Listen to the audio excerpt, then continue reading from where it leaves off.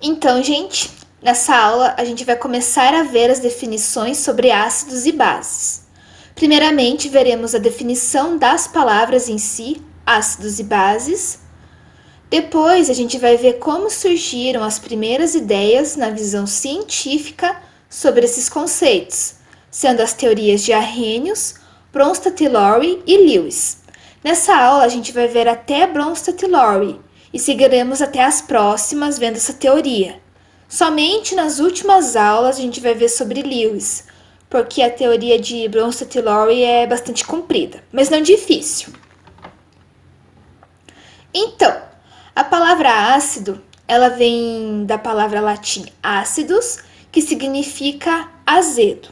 Ela foi usada originalmente para se referir ao vinagre, porque ao deixar o vinho, entre aspas, azedar, ele vira o vinagre. Mas por que isso acontece? O vinho, ele contém o álcool etílico, esta molécula aqui. E ao entrar em contato com as moléculas de oxigênio que estão presentes no ar, ele oxida e se transforma em vinagre. E o vinagre, ele é uma solução diluída de ácido acético, esta molécula aqui. E aqui vocês podem observar que a única diferença dessas moléculas é o próprio oxigênio, comprovando assim a sua oxidação. E a palavra base, ela vem do inglês the base, que significa rebaixar, que rebaixar é abaixar o valor de alguma coisa. No entanto, a palavra alcalino é do árabe álcali, que significa cinzas vegetais. É por isso que na química a gente usa a palavra alcalino em vez de base, mas as duas estão certas. Se vocês ouvirem a água está alcalino, vocês já podem lembrar que é básico também. Assim, como características das bases, elas têm um sabor adstringente, que dão aquela sensação que amarra a boca, sabe? Como exemplo, a gente tem a própria banana verde, que quando vocês compram a banana e ela ainda tá verde, vocês comem, ela dá essa sensação de amarrar a boca, porque ela também é um exemplo bem forte de base. Somente no século XIX, XX, surgiram as primeiras ideias em relação à estrutura química dos ácidos, pois não dá só para provar algo para saber se é ácido ou base, porque muitas dessas substâncias elas são tóxicas para nós. E por isso que em 1984 surgiu a primeira teoria de Arrhenius e em 1923 as teorias de Bronsted e Lowry e de Lewis. Em 1984, Arrhenius definiu que ácidos são compostos que em solução aquosa liberam íon positivo hidrônio ou hidroxônio, H3O+, ou H+. Vocês podem escrever os dois, tanto o H3O+, ou H+. Porém, sempre deve se lembrar que o correto é o H3O+. Mas assim, para simplificar nos cálculos e até mesmo para escrever a reação, pode usar o H+, mas sempre lembrando que o correto é o H3O+. Como exemplo, nós temos aqui o HCl, que é o nosso ácido clorídrico, mais a água, dando Cl- mais H3O+, por ter liberado o H3O+, que é um ácido. E as bases são compostos que em solução aquosa libera íon negativo hidroxila, OH-. Como exemplo, nós temos NOH, que é o hidróxido de sódio, mais a água, dando os íons Na+, mais OH-, por ter liberado o OH-, que é considerado uma base. As propriedades dos ácidos e bases para Arrhenius têm muito a ver com a condutividade elétrica. Sendo assim, para ele, um ácido sofre ionização, ou seja, não tinha íons e ao ser adicionada a água, passa a ter. E as bases, como já são ionizadas, sofrem a dissociação.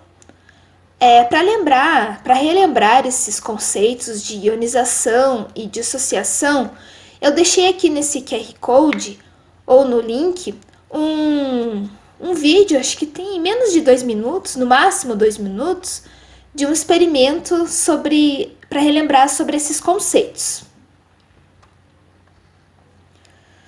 De acordo com Arrhenius, quando ácidos e bases se combinam, eles formam sal e água. E essa reação é chamada de neutralização. E o sal ele não possui nenhuma das propriedades características dos ácidos e nem das bases. Como exemplo, com ácido clorídrico sendo nosso ácido, mais o hidróxido de sódio sendo a nossa base, forma o NaCl, que esse NaCl é o nosso sal, o próprio sal de cozinha e a água. De início, a definição de Arrhenius ela é bastante restritiva, porque ele é limitado somente a soluções aquosas. E por isso que surgiram as novas teorias de Bronsted-Lowry e de Lewis.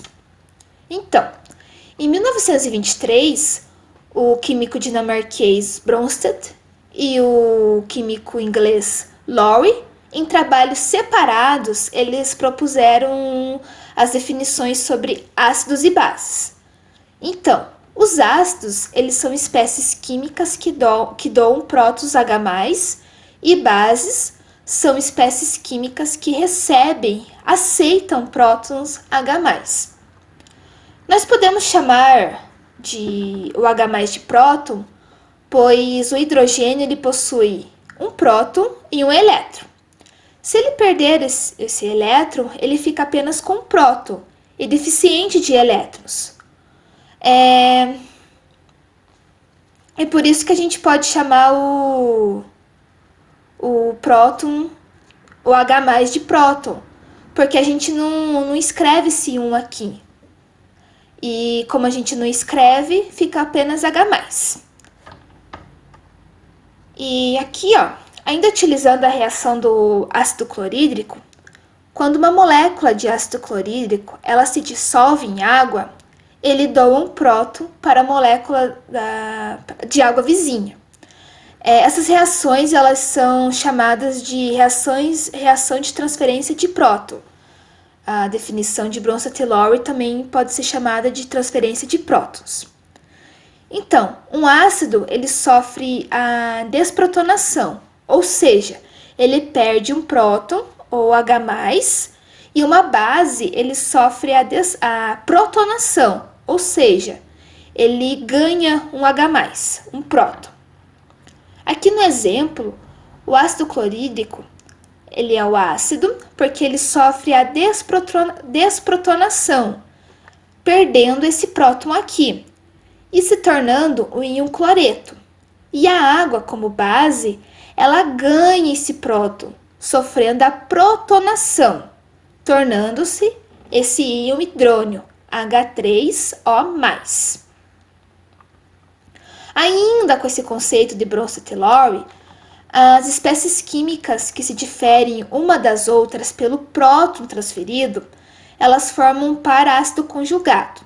Portanto, aqui na reação, o ácido clorídrico é o ácido e o íon cloreto é a base conjugada.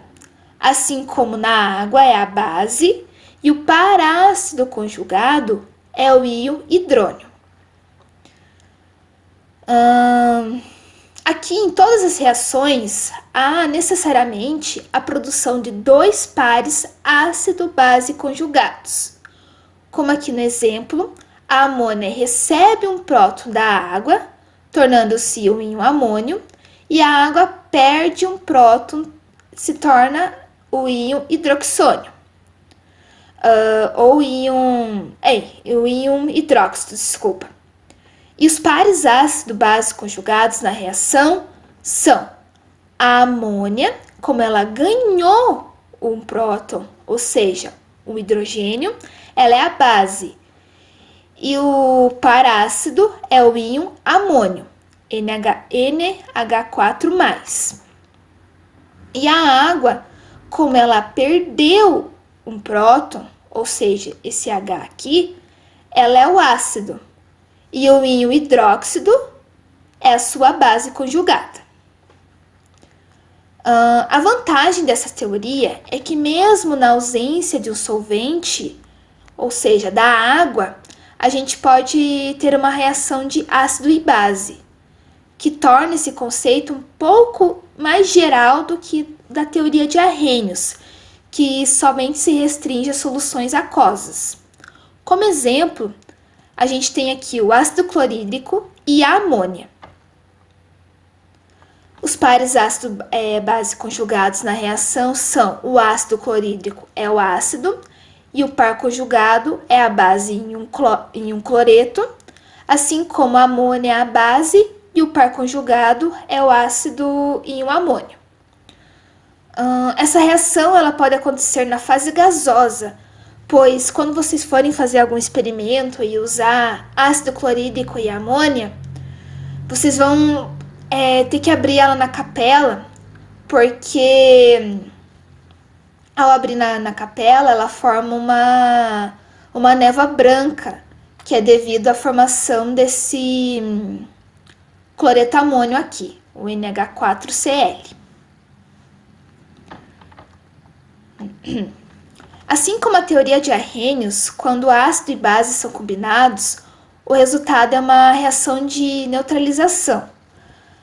Assim, todas as reações que eu apresentei como exemplo de Bronsted-Lowry, de ácido e base de Bronsted-Lowry, são reações de neutralização, que a gente pode ver aqui, ó, do ácido clorídrico, que é o ácido 1, e a água é a base 1, dando o íon cloreto a base 2 e o íon H3O+, a base 2.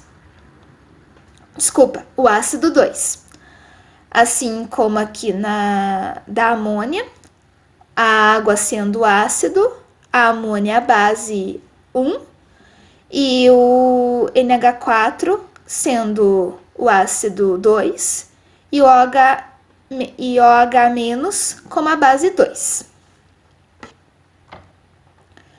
Terminamos aqui então a nossa aula.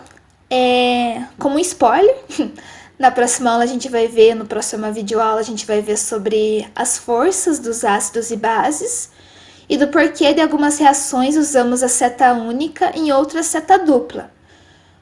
Se vocês observarem algumas das reações que eu escrevi apenas com uma seta e outras eu escrevi com seta dupla. Qualquer coisa, se vocês não lembrarem, podem voltar no vídeo para observar esses detalhes. Então, muito obrigada por ter assistido até aqui e até o próximo vídeo. Tchauzinho!